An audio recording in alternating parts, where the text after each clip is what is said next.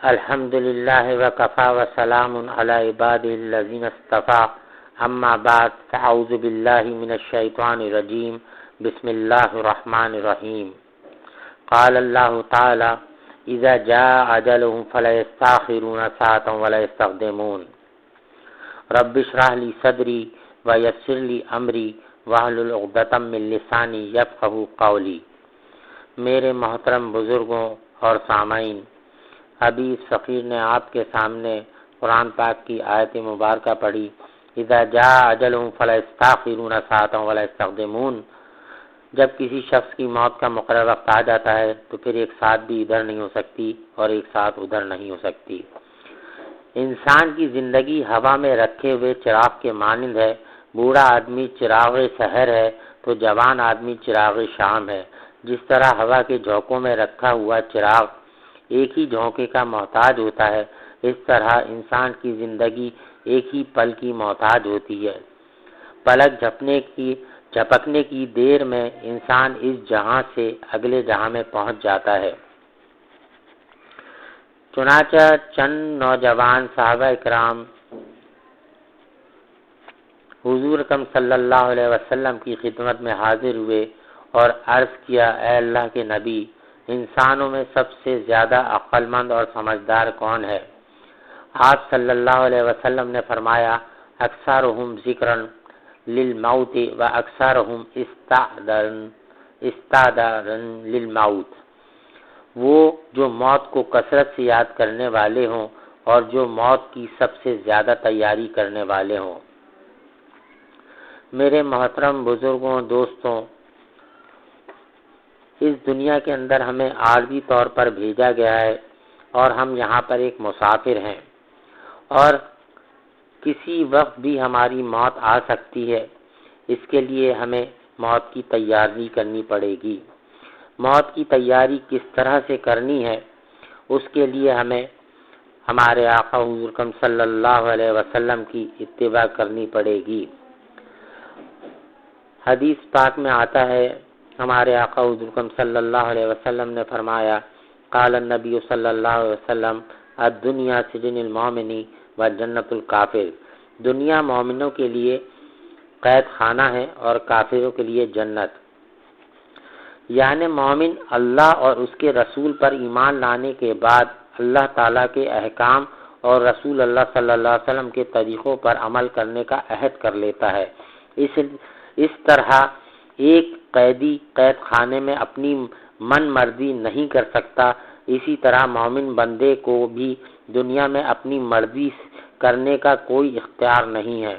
اور دوسری طرف چونکہ کافروں نے اللہ تعالیٰ اور اس کے رسول صلی اللہ علیہ وسلم کی غلامی کا طوق اپنے گلے میں نہیں ڈالا ہوتا ہے، اس لیے انہیں اس دنیا میں ہر قسم کی مرضی اختیار کرنا کا حق ہے، وہ جو چاہیں کریں، مگر آخرت میں انہیں اللہ اور اس کے رسول صلی اللہ علیہ وسلم پر ایمان لانے کی وجہ سے اور آپ کی غلامی میں پیش نہ کرنے کی وجہ سے سزا جو ملے گی ہمیشہ ہمیشہ کے لیے دی جائے گی۔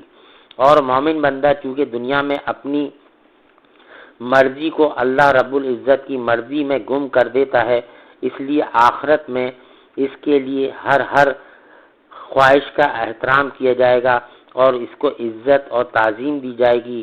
اور فَمَن يَعْمَلْ مِثْقَالَ ذَرَّةٍ خَيْرًا يَرَهُ، اللہ تعالیٰ نے قرآن پاک میں فرمایا، جس نے ذرہ برابر بھی نیکی کی ہوگی وہ اس کو دیکھ لے گا۔ وَمَن يَعْمَلْ مِثْقَالَ ذَرَّةٍ شَرًّا يَرَهُ، اور جس نے ذرہ برابر بھی برائی کی ہوگی وہ اس کو دیکھ لے گا۔ میرے محترم بزرگوں، دوستوں، یہ موت مومن کا ایک تحفہ ہے اور یہ موت ہی وہ چیز ہے جسے آدمی اگر کثرت سے یاد کرے گا تو اس دنیا سے اس کو بے رغبتی ہو جائے گی، ورنہ انسان کے ساتھ شیطان بھی لگا ہوا ہے، اس کی نفس کی خواہشات بھی لگے ہوئے ہیں اور وہ یہ بھول بیٹھتا ہے کہ مجھے مرنا بھی ہے۔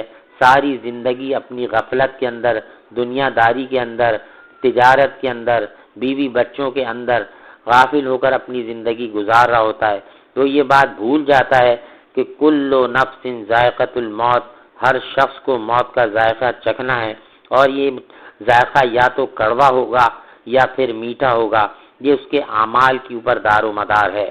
تو میرے محترم بزرگوں اور دوستوں، اس دنیا میں اللہ تعالیٰ نے ہمیں بے مقصد نہیں بھیجا ہے، بلکہ قرآن پاک میں اللہ تعالیٰ نے ارشاد فرمایا افحسبتم انما خلقناکم عبثا، کیا تم سمجھتے ہو کہ ہم نے تمہیں بیکاری میں پیدا کیا ہے؟ پھر اللہ تعالیٰ نے خود ہی جواب دیا اور قرآن پاک میں ارشاد فرمایا وما خلقت الجن والانس الا لیعبدون، میں نے جن اور انس کو صرف اپنی عبادت کے لیے پیدا کیا ہے۔ میرے محترم بزرگوں، جب ہمیں اپنی مقصد حیات پتہ لگ گئی کہ ہمیں اللہ تعالیٰ نے اپنی عبادت کے لیے پیدا کیا ہے، عبادت کرنے سے یہ مراد ہرگز نہیں ہے کہ کوئی شخص 24 گھنٹے نماز پڑھتا رہے، یا کوئی شخص 24 گھنٹے قرآن پاک پڑھتا رہے، یا کوئی شخص 24 گھنٹے عبادت میں لگا رہے۔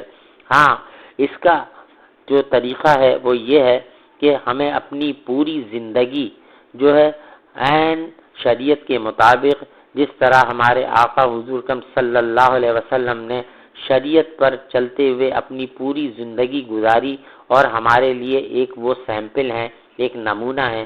اللہ تعالیٰ نے اسی لیے قرآن پاک میں فرمایا لَقَدْ كَانَ لَكُمْ فِي رَسُولِ اللَّهِ أُسْوَةٌ حَسَنَةٌ لِمَنْ كَانَ يَرْجُو اللَّهَ وَالْيَوْمَ الْآخِرَ وَذَكَرَ اللَّهَ كَثِيرًا، بے شک تمہارے لیے رسول اللہ صلی اللہ علیہ وسلم کا سیمپل موجود ہے، نمونہ موجود ہے، یعنی ان لوگوں کے لیے جو اللہ سے ڈرتے ہیں، آخرت پر ایمان رکھتے ہیں، وَذَكَرَ اللَّهَ كَثِيرًا، اور اللہ کا ذکر کثرت سے کرتے ہیں۔ تو میرے محترم بزرگوں، اس وقت جو موجودہ حالات چل رہے ہیں، ہم پھر بھی دیکھ رہے ہیں کہ روزانہ کثرت سے اموات ہو رہی ہیں، لیکن ہم ابھی بھی گناہوں کو ترک نہیں کر رہے ہیں، بلکہ گناہوں میں دن بدن ملوث ہوتے چلے جا رہے ہیں۔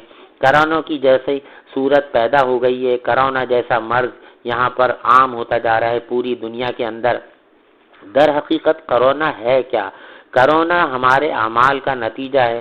جب انسان حد کو تجاوز کر جاتا ہے، ان اللہ لا یحب المعتدین، اللہ تعالیٰ حد سے بڑھنے والوں کو پسند نہیں کرتا۔ میرے محترم بزرگوں، دوستوں، بس یہ بیان کرنے کا اصل مقصد یہ ہے کہ اللہ تعالیٰ ہمیں آخرت کی زیادہ سے زیادہ تیاری کرنے کی توفیق عطا فرمائے، اور ہم